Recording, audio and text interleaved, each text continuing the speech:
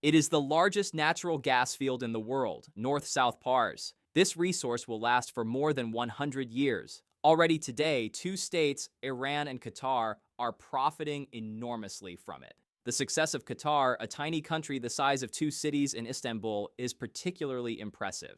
Its native population is only about 330,000. But over the past 50 years, Qatar has transformed its desert land into one of the richest countries in the world. How did they do it? Today, Qataris actively invest in the most popular and prestigious things on the planet. Soccer clubs and players. Qatari funds own giants like Paris Saint-Germain and buy top soccer players for record sums.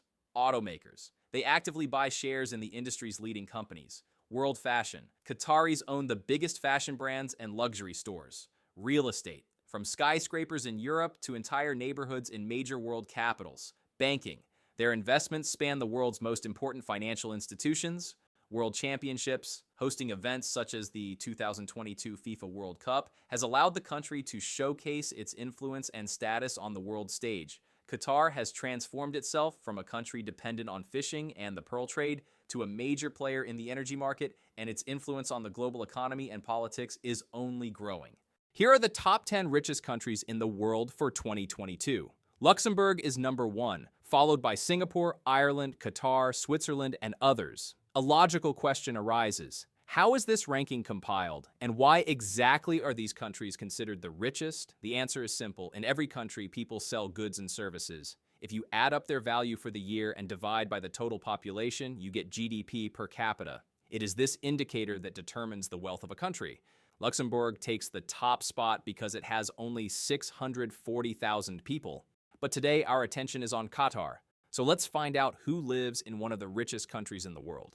The largest group of people in Qatar are Indians, about 20%.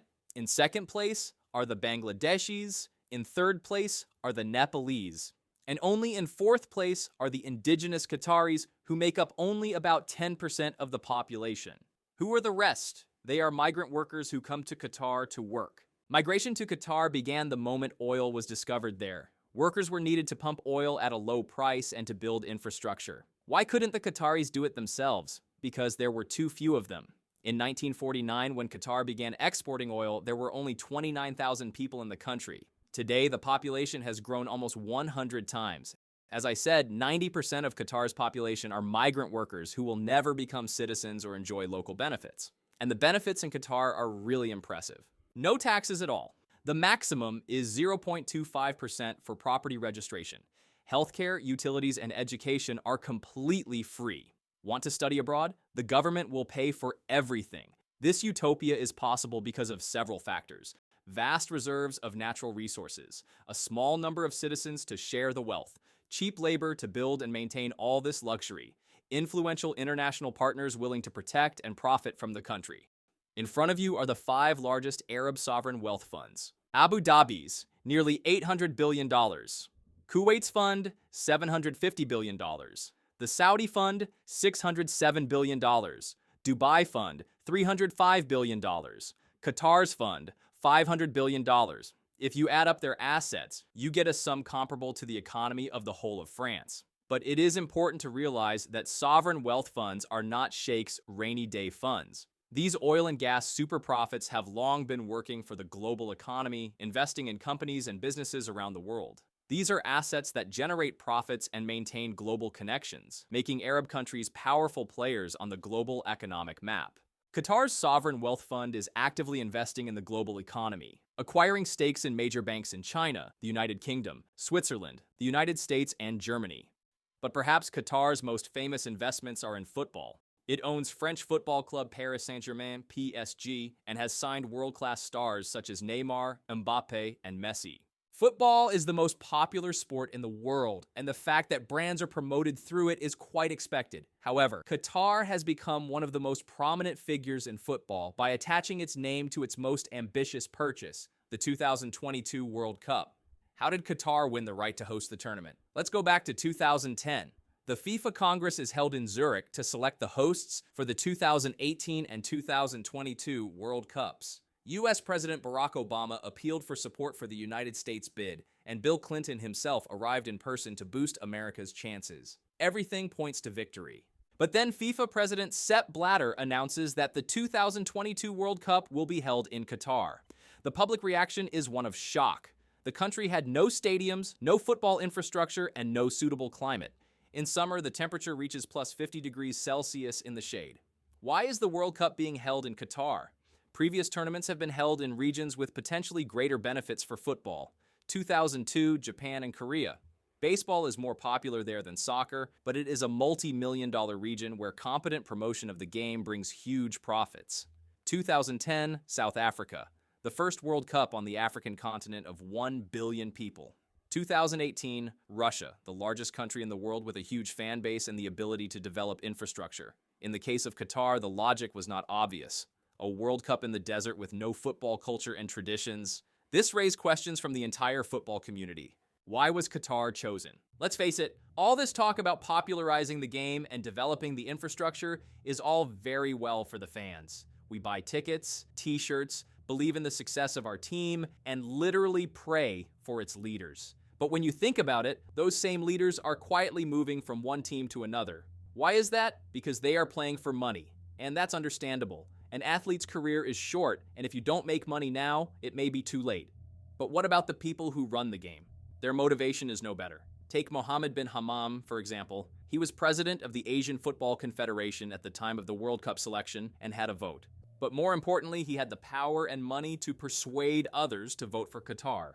For example, bin Hammam transferred $450,000 to Jack Warner of Trinidad and Tobago, who represented the American Football Federation, and then increased the amount to $2 million. To 3 African representatives, bin Hammam allegedly offered $1.5 million each.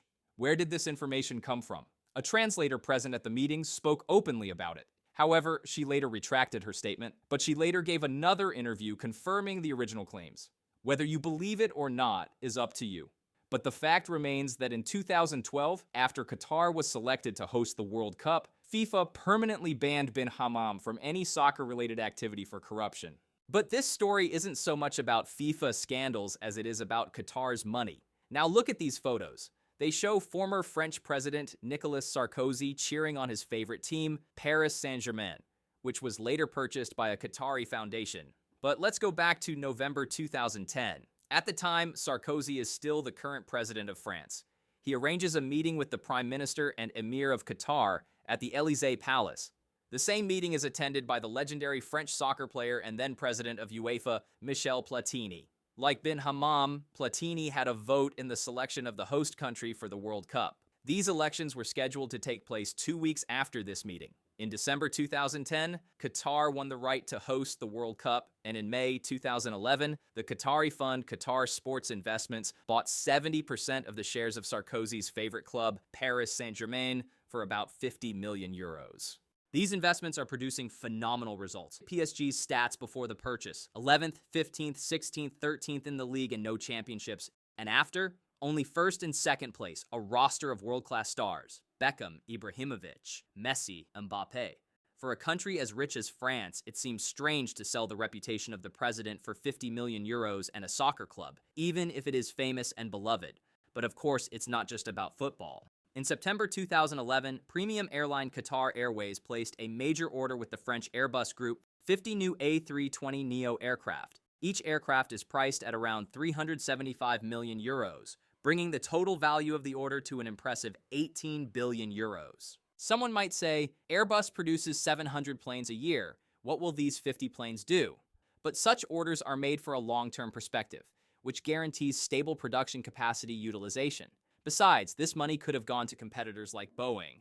From December 2010, Qatar Airways will order 326 aircraft from Airbus, almost 4 times more than the same Boeing. By comparison, Emirates will order 109 Airbus and 281 Boeing, and Turkish Airlines will order 122 Airbus and 100 Boeing. But it's not just about aircraft. In 2012, the same Qatari fund invested 1.75 billion euros in the French oil company Total. In 2013, the Qataris buy a chain of French stores for 1.5 billion, and in 2014, a 10% stake in L'Oréal for almost 7 billion euros. The modern world is so dependent on countries like Qatar, a rigid monarchy that concentrates all power and money in the hands of the ruling elite, a small population that is easy to feed. It is easier to negotiate with such countries. They are willing to supply cheap resources and then return with money to invest in the economies of countries like France. Why should Qatar invest in other countries? Look at what their economy is based on. 85 to 90% of their income comes from gas and oil. Qatar knows very well that if this lucky lottery ticket is ever taken away from them, the country will once again turn into a desert without people and money. That's why Qatar's ruling elite is willing to act as a purse for anyone interested in gaining important connections and consolidating its influence beyond the Persian Gulf. It is an insurance policy in case the resources stop bringing in money. For example, the richest man in Qatar officially made his billions not from gas and oil, but from construction. Compare what the capital, Doha, looked like in the early 1970s with what it has become today. His company owns 34 luxury hotels not only in Qatar, but also in Washington, D.C., Istanbul, Miami, Cairo, Italy, Germany, and the United Kingdom. Or take the World Cup. Everyone says it was the most expensive tournament in history, over $200 billion. By comparison, Russia officially spent only $15 billion. But Qatar was a win-win for everyone. Germany's Siemens provided the lighting, sound, and security systems for Al Bayt Stadium and also won a $2.5 billion contract to build and maintain a new subway in Doha. A South Korean engineering firm built the same stadium and was involved in the development of the metro. Americans, Spaniards, all were happy to participate in the construction because they were paid generously. Qatar is an honest reflection of the world order.